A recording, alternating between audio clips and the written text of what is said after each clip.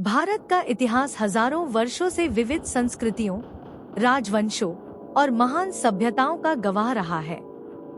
इसे संक्षेप में बताना एक बड़ी चुनौती है, लेकिन मैं इसे कुछ मुख्य बिंदुओं में समेटने की कोशिश करूंगा। प्रागैतिहासिक काल।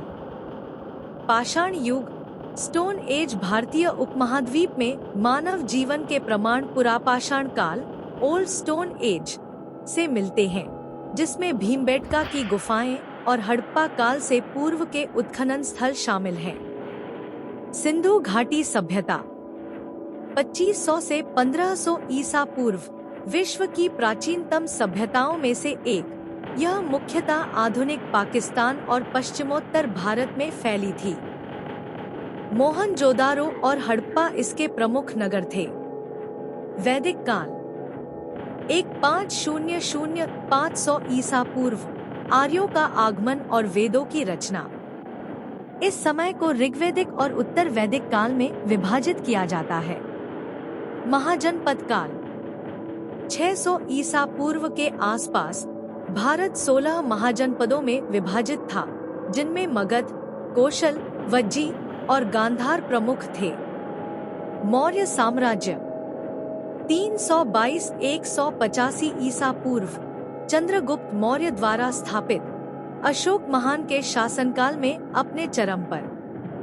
गुप्त साम्राज्य 4वीं से 6वीं शताब्दी ईसा पूर्व भारतीय इतिहास में स्वर्ण युग के रूप में जाना जाता है। विज्ञान, कला और साहित्य में उल्लेखनीय प्रगति।